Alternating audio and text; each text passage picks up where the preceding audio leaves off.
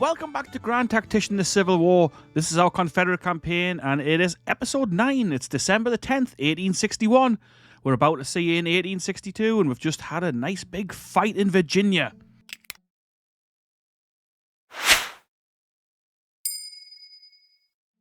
I'll give you a little overview of what's happened, but if you're new to the series, I'll put a link in the description, and there'll be a link in the pinned comment that'll take you back to the playlist so you can catch up with what you've missed so far. But we've just we've just enabled Military 2 policy, so we can now have full armies, which I began to sort out in the previous episode. So let's see what we've got so far. We'll start with the Army of Northern Virginia under Robert E. Lee.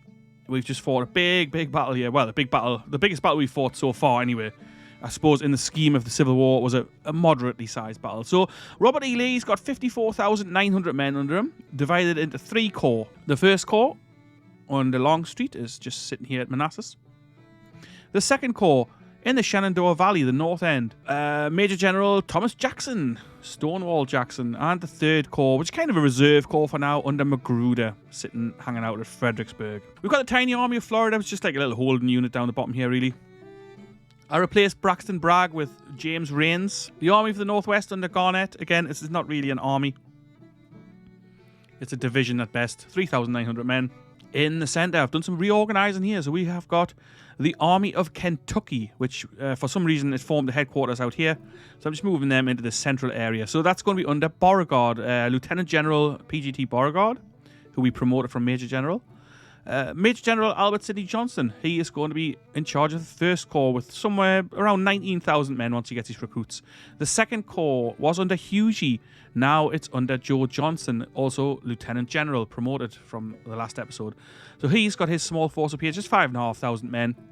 This will be the force we reinforce next, I think, whenever we have recruits available. We have about 10,000 total available, but not enough to form a brigade, basically. Further west, Army of the Missouri. Now, I had been on the fence as to whether to create an army out here or just leave the 2 corps, but we have created the Army of Missouri, which is going to be under McCullough.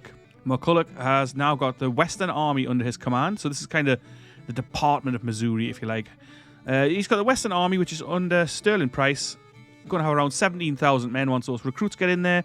And then we've got a little reserve corps under Breckinridge. Again, this is like 1,400 men, so it's a tiny little force. But they are up here pressing on St. Louis. We're hoping to cause a reaction from the Union, basically. We know the Union have got the Army of the West up here, which we're unsure of their exact numbers. Last time we spotted them, December the 3rd, and we're estimating 11,000 men. We know they've got 2 armies here. Now, they're going to have to move those armies either to come and see to our second corps, which is sitting in Evansville, Indiana, which has got to be a problem for them. Or they've got to try and come up here to kick us out of St. Louis. But if they come up, we'll move on them with the Western Army. So, without further waffle, we're going to get started here. What were we working on? Oh yeah, we're printing notes. Our financial situation is not good. So the Union should be pulling back out of Virginia here. We are in winter quarters, of course. It's December the 11th. Yeah, they're pulling back, so we won't pursue. However, we are actually going to send the 3rd Corps under Magruder. We're going to send them over the river here. And we're going to burn down the supply depot. The Union funding policy 1 enacted. So they are obviously struggling with finances also. Let's keep an eye on here. Also, when I formed the Army of Missouri, it formed the headquarters down here, so obviously McCullough and his headquarters having to move up. We've got a problem with our officers, it says, unhappy. I think that's because when I reorganised these, I gave a division to Pierce, because it said he was famous amongst his peers, and it gave him one of these stars, but it's famous only 1 star, so he's little known, which, I mean, doesn't really make that much sense, since this says everyone knows his name and his deeds. But hey, these guys under him do have, some of them have got higher fame attributes. So I think that's what's causing that. But you know, that's okay. I'm going to leave that for now. Supply situation not that great up here, but we are building a depot, so that should hopefully then resolve itself. Supplies looking fine in the center here. The Army of the Ohio is still just sitting here. We're not sure how many men they have, but come spring we're going to push up into Louisville. Louisville, Kentucky. We want to take this. We want to see if we can get Kentucky to secede. So we're forming another brigade here under Colonel Gustavus W. Smith, who historically was on kind of George Johnston's staff in the East. I think he's like one of the head of staff guys. I don't know. Don't quote us on that, but I think that's what he was. So he's going to have a small Kentucky brigade with 1,500 men. So that's going to bring Johnson up to strength. Let's see. Can we recruit anybody for this second corps? We have got 10,800 available. Let's have a little look. We need 1,250 minimum to form a small cavalry brigade. We've got almost 1,500 men from Mississippi, so that opens that up for a brigade of infantry, which is a possibility. But other than that, nothing. Let's be wary of any thrusts from the Union into Virginia again.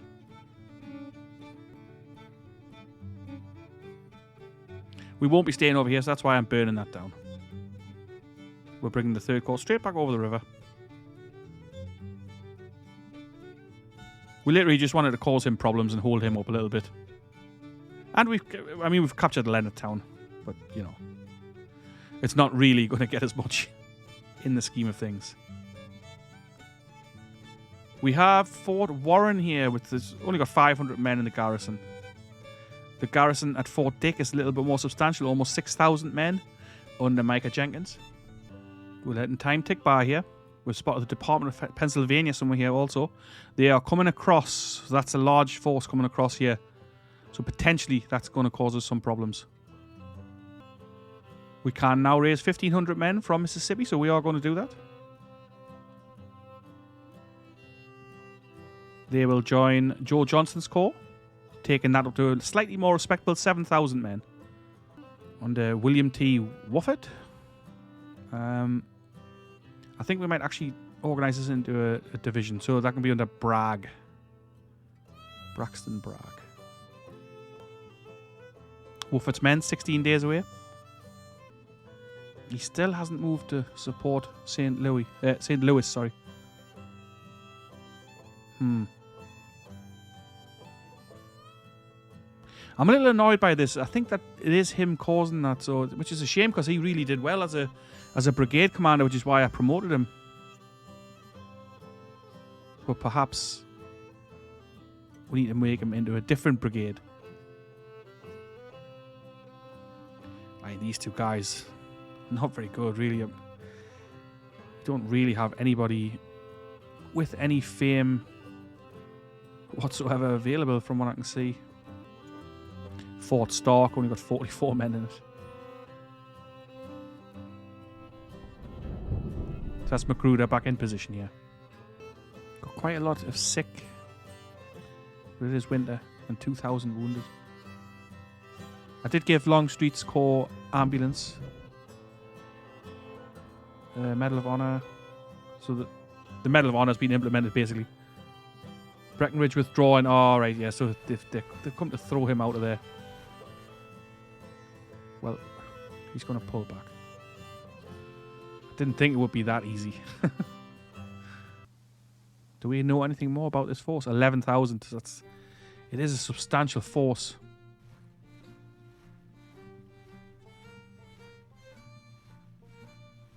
Let's push up with the Western Army.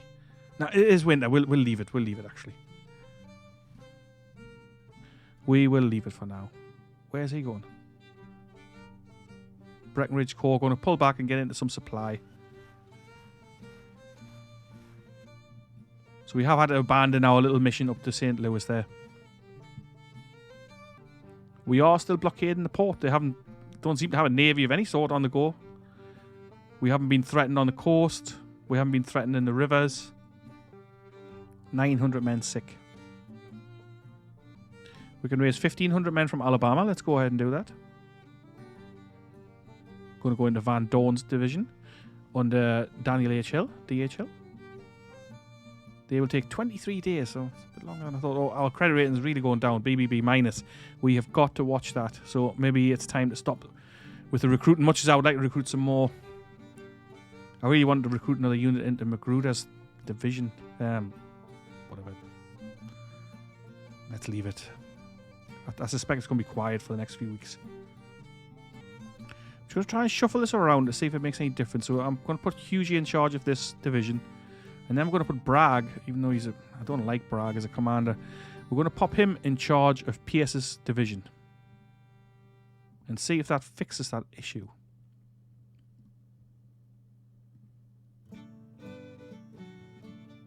It doesn't seem to have.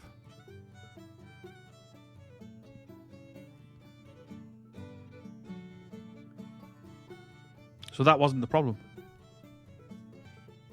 I don't really understand what the issue is here. There's nobody defamed. As far as I can see, all the commanders here are fine. We are going to press.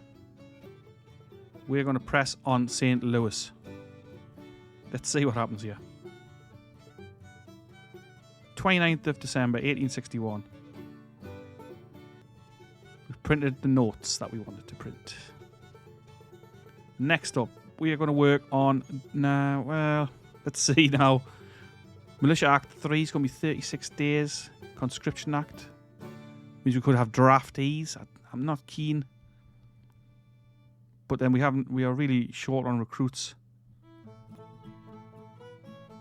Let's go with Militia Act 3. I think it's got to be the next move. I'm not too keen on this winter campaign, but if I press him up here, do we think we'll be okay to take Louisville? We'll soon find out. I mean, we can always pull back if need be. Why is the Western Army not moved up? Union passed the Tariff Act. That was quick.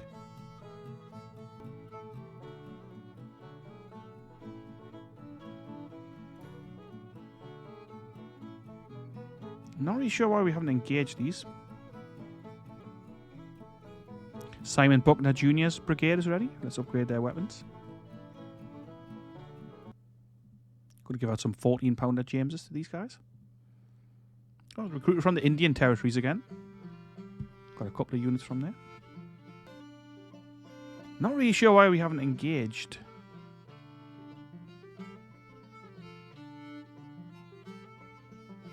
Kentucky secedes. I wasn't even paying attention to that section. So it's Kentucky seceded from the Union. That's going to cause a stir. Surely that's going to cause a stir. His morale must be through the floor. I mean, national morale 48. So we've taken Louisville. A winter campaign in Kentucky. I don't really understand why we haven't taken the fight here. There we go. Who's this guy? John Dix. So we're fighting John Dix with somewhere around 11,000 men or so, 40 guns. We have the numbers on him. I don't understand where his other armies have gone from here. Why have they not pushed up? I mean, morale was terrible for them, and I suppose it is a winter campaign. But let's see what happens here. So we've got the Western Army, of course, the Reserve Corps, which will arrive in 1 hour, and then McCullough's headquarters. So we are fighting against John A. Dix with 10,000 men. Let's go. Winter fight. It's the 13th of January, 1862, so it's the first battle of 1862 for us. So it's going to be a grim fight here in this weather. Terrible weather for it, I think. Let's see what it's got to say. We are facing the Army of the West under command of John A. Dix, with a strength of around 11,000 men and 76 guns. The enemy army is green. Morale's brought to be eager. Okay. So it's snow and 24 degrees Fahrenheit, so it is cold. Roads and fields are quite muddy. Visibility is slightly hindered. Yeah. We are obviously on the offensive here as well, so we are going to have to fight an offensive battle. That's great. It's the first real time we've taken a real offensive approach here. I mean, we have pushed, obviously, into Missouri, but in terms of actually pressing home on any attacks, it's been a while. So let's see, where's the objective? He's bound to be at the objective. Swampy land here as well. So it looks like the fight will be around here. Swiftwater. I guess that's the name of this stream. We're starting on a minor defeat. He's got 73 morale. How can that be when we've been kicking his butt in every battle? But It is what it is. It's fine. Let's see. We can't get our guys over here. Who we got? Parsons, Pierce's Brigade, Claiborne, and Forrest Cavalry. This is Sterling Price's division. Corps even. Okay. Let's see now. 6-pounder field guns, 6-pounder field guns, 12-pound howitzers, and 6-pound field gun. I thought we'd given some of these guys the 14-pounder Jameses, but maybe that was someone else. Fine. They're going to be a little bit bunched up over the river here, but it saves us crossing that bridge. So it's a real mess here, but obviously we'll sort that out. So the plan will be we're going to head along this road, head through, what's this, Copperton? We'll head through there, form up some sort of attack line, and either wait it out until our reserves get here, or just press home the attack with Price's men. Okay, starting 10 a.m. Hood's Brigade, Parsons Division, the Western Army. It's going to take a while to get organised here. We've got 18,500 men available, and as far as we know, he's got 10,000. Give or take, maybe 11,000. But our intelligence, of course, could be completely wrong. It's taken us a long time to get organised here. Why is nobody moving yet? Couriers are going about the place. There we go. I'm tempted to send Parsons' division over this way, cross this Swiftwater River. I mean, it doesn't look like much of a river, but perhaps we will. We're going to bring them up this way to start with. Oh, here's McCullough arriving. Forrest going to take his cavalry out on the flank. Parsons is on the move. Claiborne's division form up there in the centre. Breckinridge has arrived with his 1,500 men.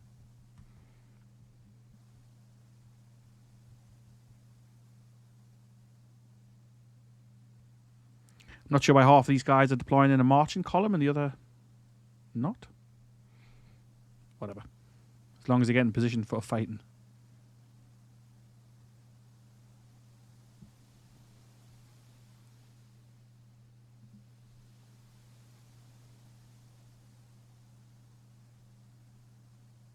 We have not spotted the enemy yet.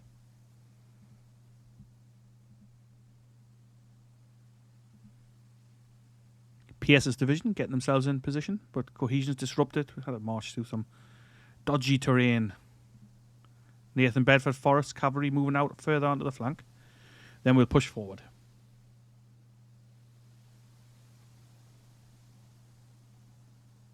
We're going to take our time, be methodical with this. Simon Buckner Jr. with his new brigade, first battle for them. Rest of these men have some experience, which is obviously good. Waitman, Slack, they've both fought quite a few battles.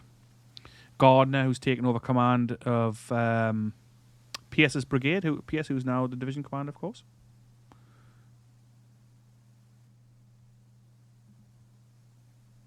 Breckinridge's men are moving up. Slowly but surely.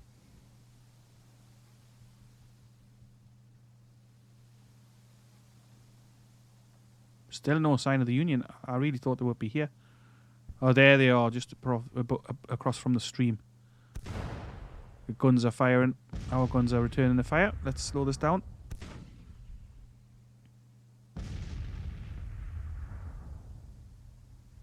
They've got themselves a defensive position set up, so yeah. Okay, that's fine. We're going to pin them with some troops from the centre. How come Hindman's men aren't marching yet? They are, just very slowly. The terrain is slowing them down.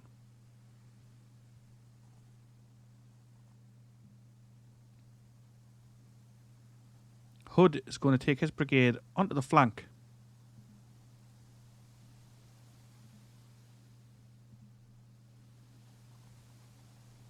Buckner Jr. Senior even. I don't know why I said junior. Move your guys forward. We're going forward. We're going to be aggressive here.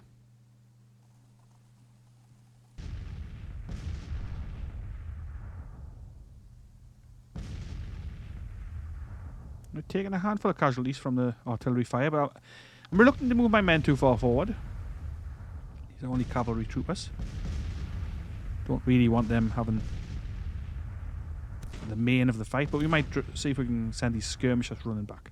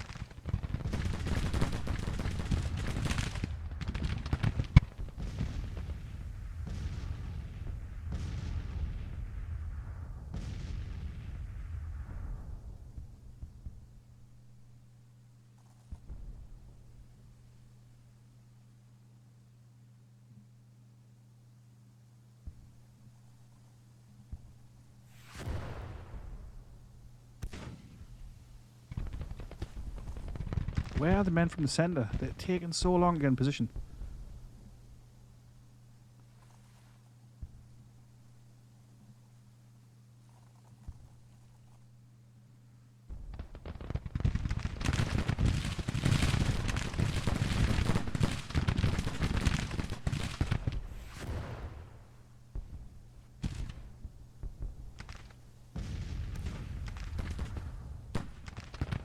Give out long range orders.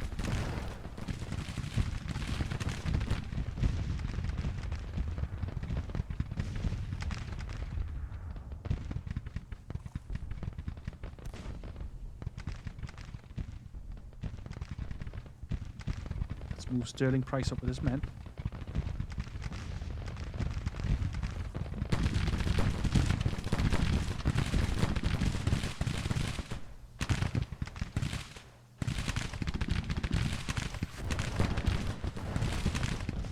Send these skirmishers to run back.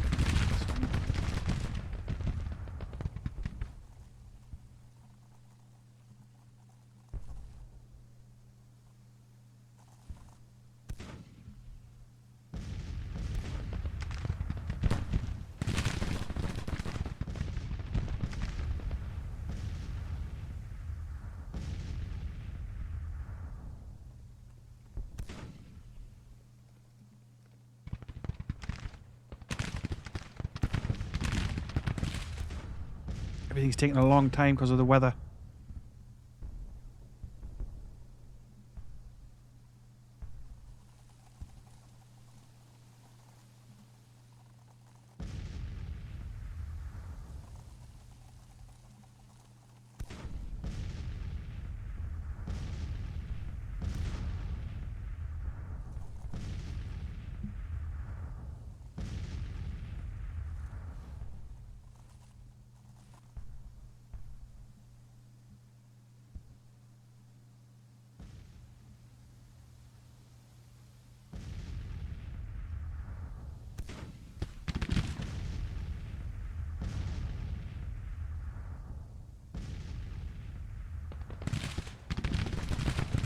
Pushing in there.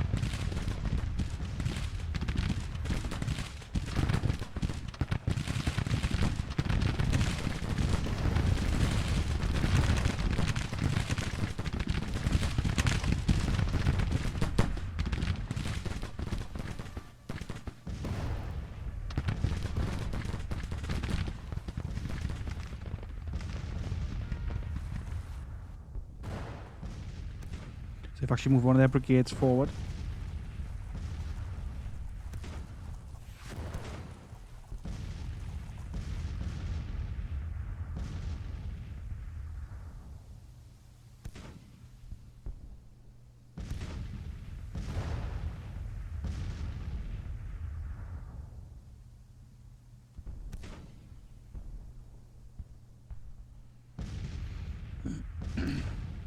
It's going to be slow, methodical, like I was saying.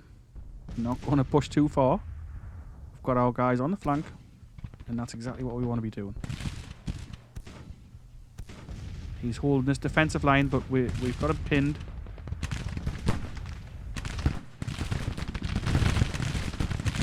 Send a small detachment of Flood's Brigade to capture some of these guns. Use them against the Yankees.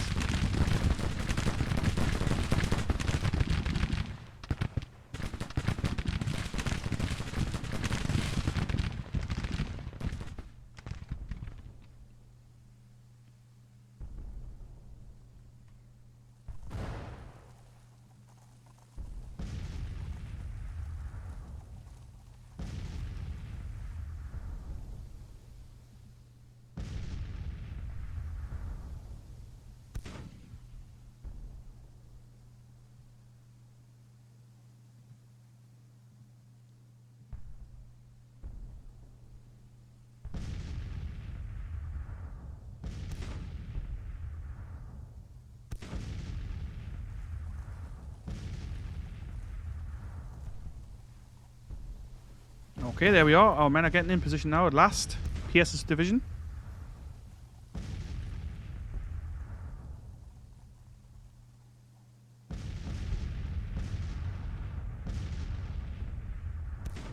Nope, didn't want to do that.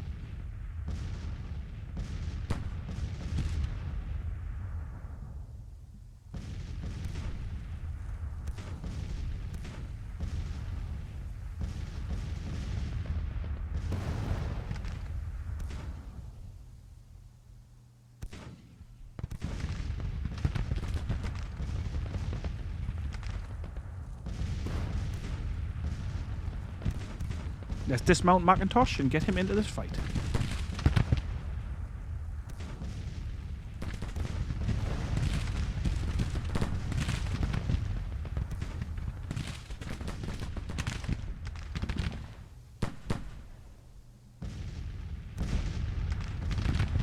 We're going to push.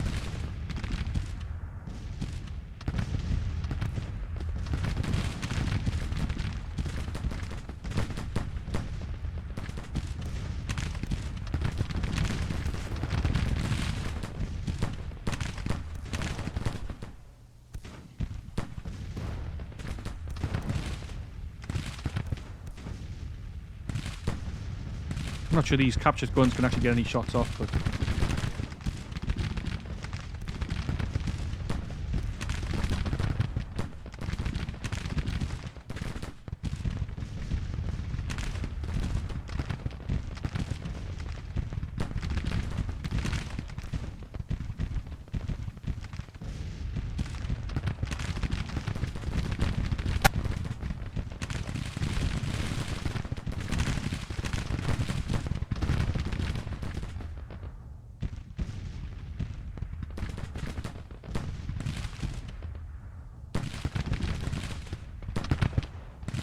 the enemy's retreating. Again, poorly fought battle from him. But we've seen worse. We have definitely seen worse from the AI.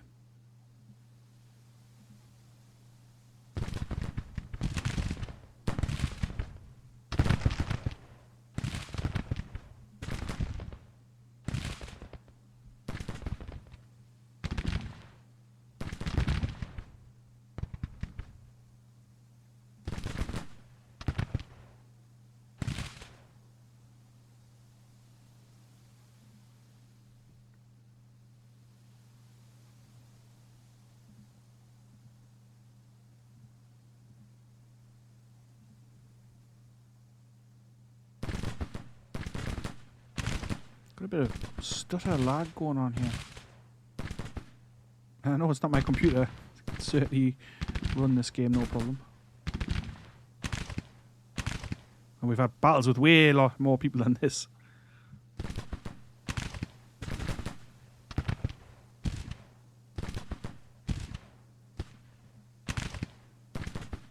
Okay, well that's annoying.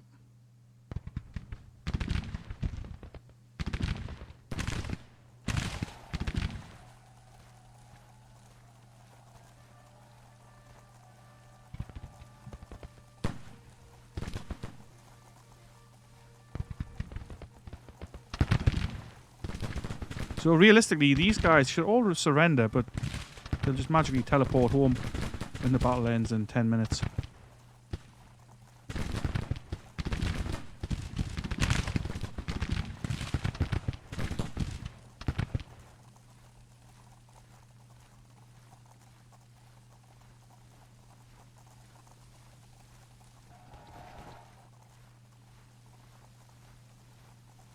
It was actually a major victory in the end. I mean, they were annihilated.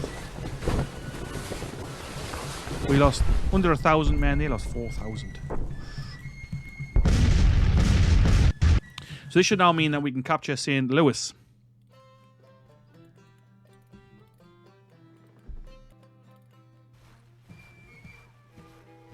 General Dix loses face. I'm not surprised. His army was destroyed. 415 captured, 505 killed, and the rest wounded. Our casualties, 851 men. 184 killed, 132 wounded, and the rest missing, and the rest wounded. Captured a few rifles and guns. What is the Union going to do here? Oh, it looks like his armies are actually shifted over to the northwest. So two sizable forces sitting near Jackson's Corps. We do have 17,000 men available now, so let's see if we can't do some recruiting for Jackson's Corps. So I think we can get more recruits because we had a swell in support there when Kentucky seceded. So I've recruited a small division. I did have it under Bragg, but let's see if there's anyone else. I'm really not a fan of Bragg, but he'll have to do for now. So that would then take Jackson's second corps to about 30,000. Roughly even with the first corps. Slightly higher. The main thing is that Kentucky has seceded, which is great. So I've made another division here under Pillow. Again, Pillow, I don't like him, but we haven't really got anybody else suitable at the moment. He's going to have a little cavalry brigade. Division, with Stuart, Harper, and Vaughan, some guns under him. So that'll take this second corps to 8,760 men, which is obviously a little bit more like it. We've recruited 1,500 men under Posey from Missouri. They're going to take 10 days, and that's going to take our reserve corps to 3,000 men. Have we captured St. Louis? Almost. We've almost captured St. Louis. Joe Johnston, he is going to build us a fort at Evansville, Indiana.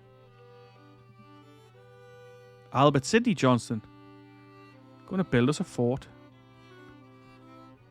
right here at Louisville. We're also going to upgrade this depot. And if we can, we'll give him a cavalry division from somewhere, brigade even. Kentucky, yeah, why not? We're in Kentucky. Let's get these gnarly looking fellas. There we go. Under Fry. So he's going to have 2 brigades of cavalry, which will probably change into a division, I think, once that gets there. Let's keep an eye on what's happening. New army here. Army of Pennsylvania, so it's a fresh unit he's raised. Army of Northeastern Virginia is kind of pulling back. Is he coming in for another fight? Certainly possible. I feel very confident that Longstreet and Magruder can push him back if that is the case.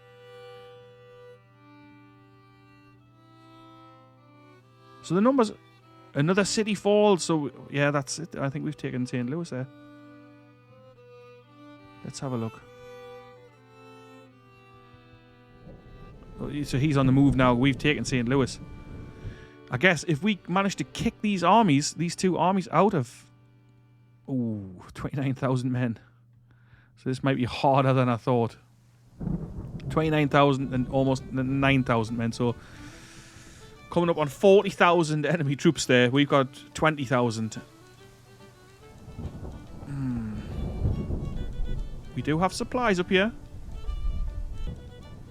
But this is not going to be easy.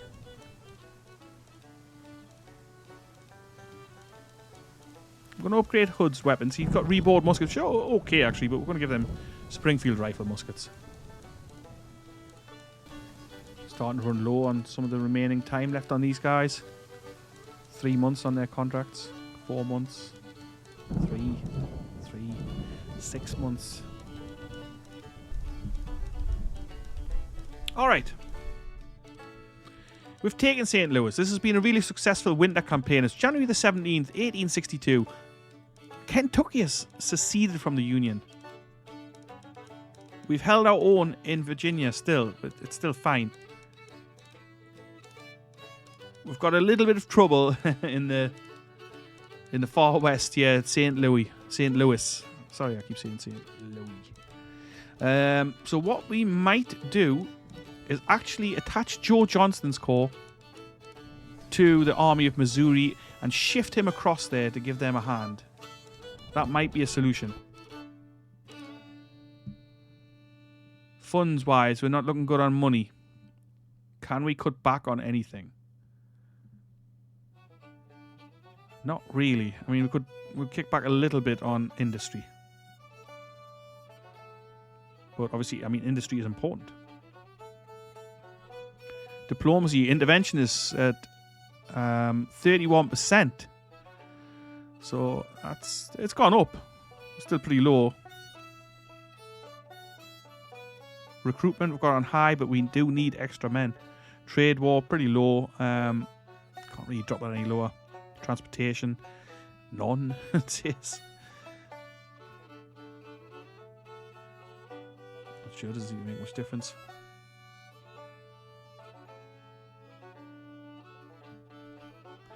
Yeah, so finances wise, I mean, I think we're just not looking too good actually, but his are even worse than ours actually, so that's something to take heart from.